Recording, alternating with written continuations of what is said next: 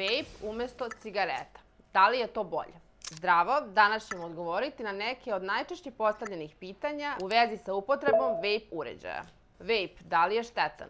Da, itekako. Iako deluje bezopasno jer ne sadrži duvanski dim, vape ima visoke koncentracije nikotina, kao i brojne hemikalije koje mogu štetno delovati na pluće, srca i nervni sistem. Posebno su ugroženi mladi jer vape menja hemiju mozga u razvoju. Vape, rizici po zdravlje. Vape nije bezopasan, nosi rizik od zavisnosti, problema sa plućima, povišenog krvnog pritiska, smanjenog imuniteta i čestim promenama raspoloženja. Osim toga, vape može uticati na mozak, pažnju i emocionalnu stabilnost. Vape možda izgleda bezopasno, ali posledice se ne vide odmah. Vape i anksioznost. Vape kratkoročno može delovati umirujuće zbog nikotinskog efekta, ali dugoročno pogoršava stanje. Vremenom se narušava balans hormona stresa i može doći do povećane razdražljivosti, nesanice i napada panike. Za anksioznost postoje daleko bezbedniji načini terapije. Vape. Koja količina je opasna? Ne postoji sigurna količina. Čak i par konzumiranja dnevno može dovesti do stvaranja zavisnosti. Problem je što većina korisnika koristi vape stalno, često i nesvesno, kod kuće, u školi i na poslu. Vape umesto cigareta.